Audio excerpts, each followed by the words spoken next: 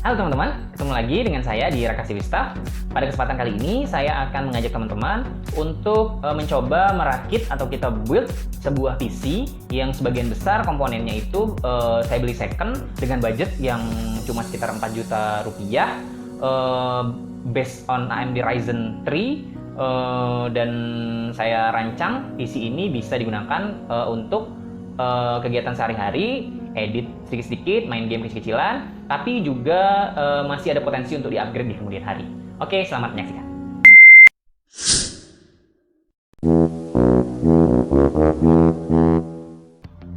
Yang pertama, yang perlu kita siapkan sekarang itu jelas prosesornya. Prosesornya di sini saya menentukan untuk memakai tidak begitu baru tapi masih lumayan ya. Ini adalah Ryzen 3 3200G. Jadi prosesor ini sudah quad core, 4 core, 4 thread. Dia clocknya bisa 4 GHz dan dia ini include graphic card. Jadi dia sudah ada integrated graphic card atau IGP, yaitu Radeon Vega 8. Radeon Vega 8 ini kalau teman-teman lihat di salah satu website itu dia posisinya kemampuannya itu hampir sama dengan VGA discrete seperti Nvidia GT 1030. Jadi dengan kata lain, kalau teman-teman beli prosesor ini sama dengan alasan saya kenapa memilih prosesor Ryzen 3 3200G ini. Selain karena memang saya hanya butuhnya ini, di dalam sini juga ada integrated graphic processor berupa Radeon Vega 8 yang kira-kira kita bisa menghemat VGA discrete sekitar 600 ribuan ya. Jadi di dalam prosesornya sudah ada VGA-nya. Jadi ini saya beli second itu bisa dapat sekitar 1 juta. Nah, sekarang ini sudah banyak yang jual karena sudah muncul Ryzen baru yaitu 3300X yang pasti biasanya user-user itu mau upgrade. Jadi CPU yang lama biasanya, contohnya Ryzen 3 3200 ini biasanya mau dijual sama mereka. Prosesor ini masih lengkap. Kita cek dulu. Ini saya juga belum buka ya. Ini ada coolingnya masih ada. Ini prosesornya bahkan stikernya juga masih ada. Ryzen 3 3200G. Ini coolingnya. Kalau Ryzen, kalau prosesor itu kalau misalnya kita mau klaim garansi memang harus ada coolingnya teman-teman. Oh iya, by the way ini pertama kali saya pakai AMD. Sebenarnya saya nggak pernah pakai AMD, baru pertama kali saya pakai AMD ya teman-teman. Oh, ini coolingnya. Ini cukup bagus ya teman-teman. Tapi ini yang stock cooling mungkin nggak akan saya pakai.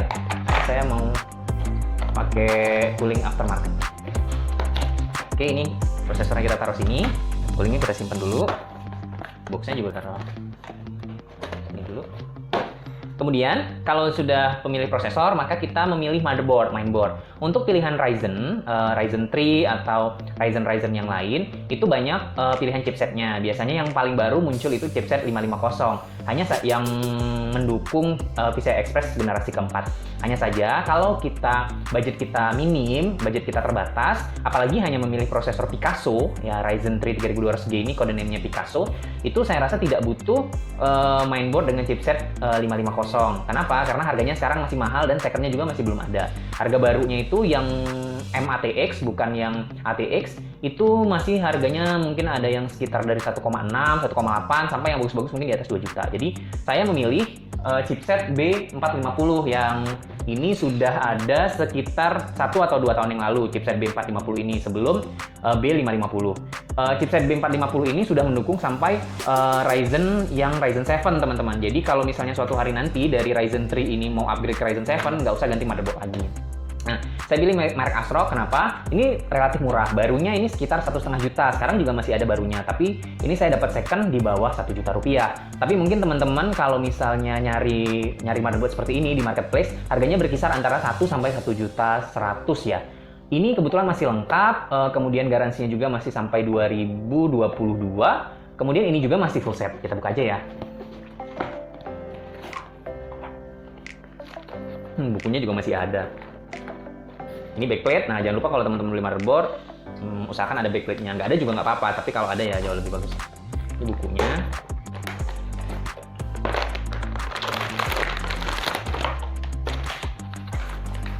Ini kita ambil dulu alasnya.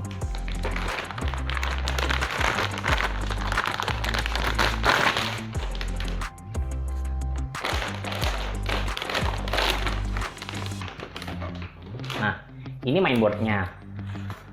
Mainboardnya masih cukup bagus ya teman-teman. Teman-teman bisa lihat tuh. Nah ini mainboardnya masih cukup bagus. Dia punya 4 slot DDR4. Ini bisa support sampai frekuensi berapa? Saya belum lihat. Mungkin 3200 ya teman-teman. Cuma batasan frekuensi maksimum memori pada AMD ini agak berbeda dengan Intel. Kalau Intel biasanya 100% ikut motherboard. Tapi kalau AMD yang saya baca sih dia tergantung prosesor juga. Contohnya misalnya kan kita sekarang pakai Picasso. Picasso itu kalau misalnya pakai konfigurasi dual channel, dua slot yang kita pakai maksimal mungkin hanya 2666 MHz terbacanya nanti. Ini ada 4 slot, kemudian ini ada soketnya ya AM4. Ini heatsinknya untuk bagian dari di sini. Nah ini untuk heatsink di sini cukup ya, nggak begitu besar tapi ini cukup karena nanti bagian yang ini kalau pakai air cooling nanti akan terkena udara sehingga ini gampang sekali untuk proses pendinginannya bagus. Kemudian ini ada slot M2. Nah, sekarang slot M2 ini menjadi wajib ya teman-teman karena ada teknologi NVMe. Jadi sayang sekali kalau misalnya mainboard kita itu tidak ada slot M2-nya atau udah ada slot M2 tapi kita tidak pakai NVMe. Ini PCI Express biasa untuk VGA. Terus di sini tuh udah ada RGB untuk fan ya teman-teman. Cuma memang saya belum punya sih kalau yang untuk fan RGB-nya. Jadi untuk pakai yang biasa dulu. Oke, sekilas mainboardnya kita taruh dulu. Kemudian yang mau saya sampaikan selanjutnya, oh ya RAM. Nah, ini saya memutuskan banyak sekali pilihan RAM ya teman-teman. Sekarang apalagi RAM DDR4 itu harganya sudah mulai murah, tidak seperti dulu yang masih mahal. Sekarang sudah mulai murah, pilihannya juga banyak.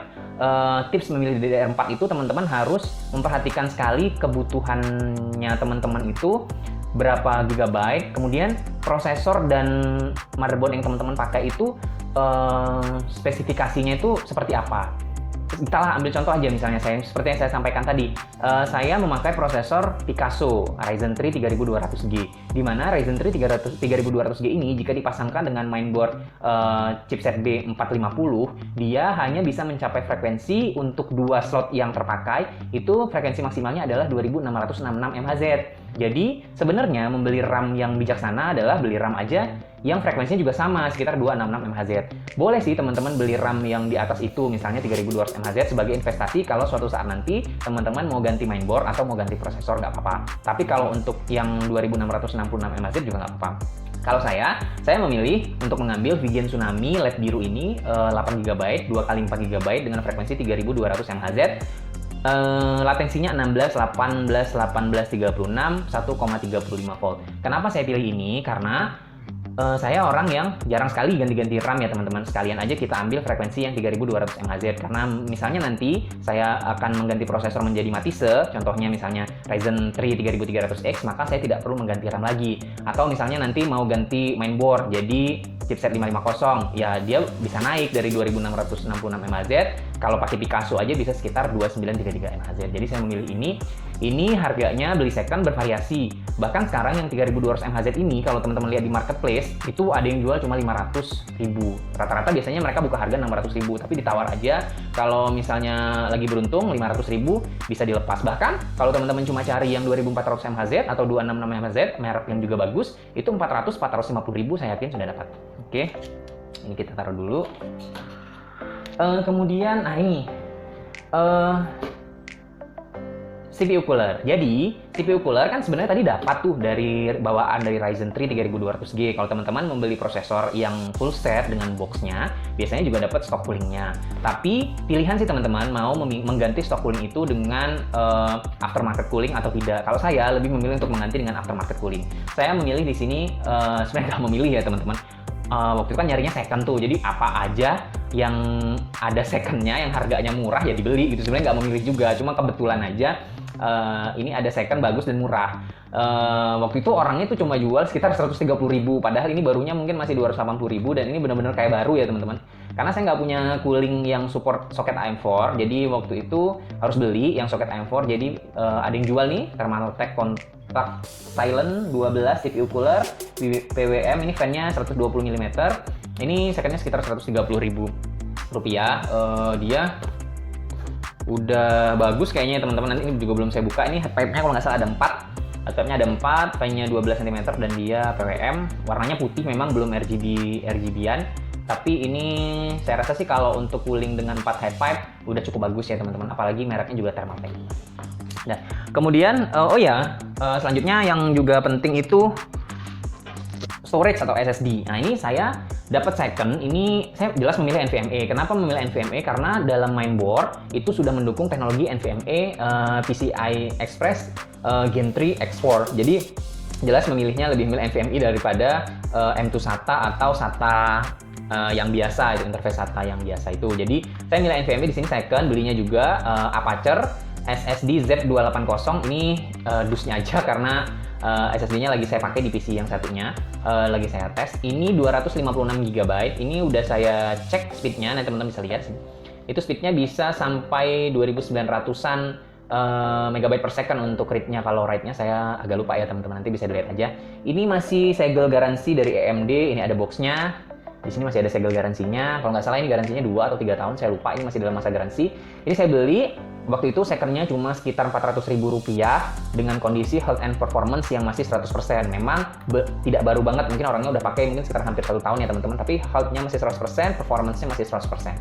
Ini box-nya, kita taruh sini dulu. Ini power supply. Nah, ini juga penting teman-teman. Power supply itu adalah satu komponen yang akan mensupport seluruh bagian di dalam PC teman-teman.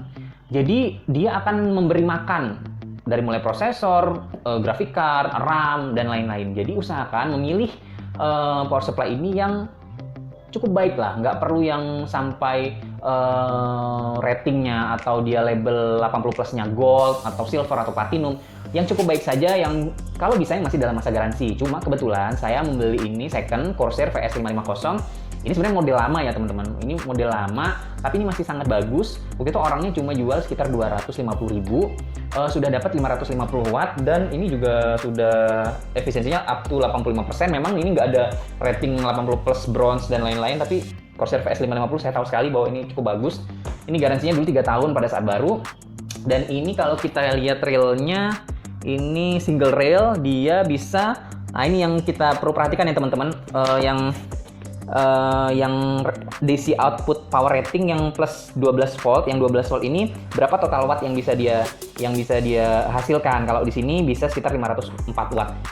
Kenapa itu? Karena itu mencerminkan power yang bisa dia kasih untuk graphic card atau VGA card. Karena biasanya dalam sebuah sistem PC yang memakan paling banyak power itu adalah graphic card. Kalau teman-teman pakai graphic card yang dengan power tambahan, dengan pin tambahan, bisa itu 2x6 pin atau 1x6 pin atau ada 6 plus 8 pin juga ada. Jadi biasanya itu nanti ceknya, milih power supply itu kuat atau enggak untuk ngangkat komputer teman-teman, terutama VGA. Teman-teman lihat dulu TDP dari VGA teman-teman yang pakai itu berapa watt. Misalnya ya, teman-teman punya VGA, contohnya saya nggak begitu hafal ya. Misalnya ya, GTX 980 kayak punya saya ya, GTX 980. Itu dia minta maksimal TDP itu sekitar 300 watt. Jadi harus memilih power supply yang 12 voltnya itu powernya bisa lebih dari 300 watt. Nah, ini kan sekitar 500 watt, jadi ini nggak apa-apa. Tapi di PC yang mau saya bikin ini sih rencananya nggak pakai graphic card ya teman-teman, karena sudah ada integrated graphic card dari si Ryzen 3 3200G. Ini lumayan VS550 ini, jadi cukuplah untuk pilihan yang sekarang. Nah kemudian juga casing. Nah, casing ini sebenarnya bebas ya teman-teman. Casing itu penting nggak penting. Yang dilihat dari casing itu sebenarnya bukan tampilannya, tapi airflow-nya. Usahakan pilih casing yang tidak terlalu sempit, karena nanti airflow-nya itu biar lebih leluasa, lebih lancar gitu teman-teman. Dan nanti usahakan pilih casing juga yang intake dan outputnya. Jadi intake udaranya dengan pengeluaran udaranya itu kalau bisa disesuaikan dengan kondisi teman-teman pakai di mana. Singkatnya ya teman-teman, kalau teman-teman menggunakan PC itu di ruangan ber-AC, maka sebaiknya jumlah angin yang masuk itu lebih banyak daripada jumlah angin yang keluar. Sehingga teman-teman menciptakan udara di dalam itu banyak masuk dari udara yang AC yang teman-teman pakai. Misalnya di kamar pakai AC. Cuma intinya adalah airflow-nya tadi. Nah, terus juga teman-teman harus melihat tuh casing itu teman-teman mau pakai cooling yang seperti apa. Tapi kalau sekarang sih casing saya rasa kalau pakai tower cooling gini udah pada masuk ya teman-teman. Yang perlu diperhatikan lagi itu kalau radiator. Teman-teman kalau menggunakan radiator atau water cooling yang bukan 120 mm, kalau 120 mm saya rasa hampir sebagian casing juga masuk. Tapi yang 240 mm atau yang dia dual fan itu teman-teman harus pastikan itu dia bisa dipasang. Entah itu dipasang di bagian depan atau itu dipasang di bagian atas. Ini kita coba ya teman-teman. Saya juga baru kali ini teman-teman punya casing yang tempered glass. Biasanya casing tuh yang biasa-biasa aja, baru kali ini yang tempered glass.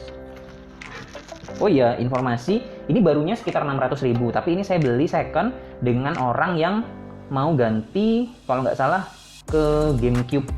Apa ya, GameCube yang warna putih itu. Klase apa GameCube apa gitu. Nah, ini tempered glass. Ini, aduh, ini ngeri sekali ya. Memang tebal sih teman-teman, tapi kalau ini dibuka-buka terus, ngeri pecah juga.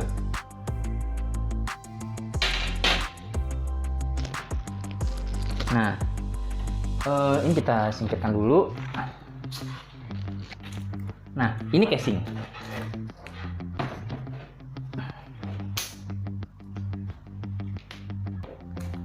Begini aja ya teman-teman ya, biar gampang. Nah, ini casing teman-teman. Ini kalau yang Digital Alliance N21 ini kebetulan dia udah dapet 3 fan di bagian depan. Ini udah dapet 3 fan di bagian depan. Ini depannya ini kayaknya akrilik, bukan tempered glass. Kalau yang samping tadi tempered glass, kalau depan itu dia akrilik. Udah dapet 3 fan di depan 12 cm, nggak tahu ini RGB atau bukan.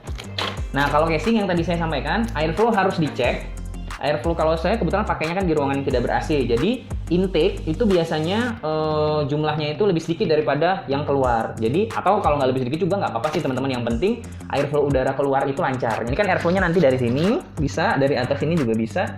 Ini space-nya besar teman-teman. Jadi teman-teman kayaknya kalau pakai N21 ini bisa naruh radiator 240 di atas kayaknya. Di depan udah pasti di atas udah. Ini udah ada PSU cover. Kayaknya kabel manajemennya juga bagus. Nanti kita coba ya. Nah, terus sebenarnya kan sudah selesai tuh semuanya. Hanya ada satu momen di mana saya waktu itu lagi buka-buka marketplace. Kemudian saya lihat ada orang yang jual fan. Fan-nya itu pack, jadi RGB pack. Ini barangnya Digital Alliance KZ 120 triple. Jadi katanya dia itu beli, tapi konektornya salah. Nah, saya cari tahu kenapa konektornya salah ya. Ternyata fan Digital Alliance KZ ini cuma bisa dipakai di casingnya Digital Alliance yang konektornya itu 6 pin konektor fan-nya. Sementara di casing dia itu konektornya itu biasa teman-teman yang ke mainboard yang 3 dan 4 pin. Dia waktu itu jual murah, barunya saya nggak tahu berapa, cuma dia cuma jual sekitar 120.000 tapi udah dapet 3 fan, jadi saya beli aja. Jadi ini malah belum dibuka ya teman-teman. Kita buka ya.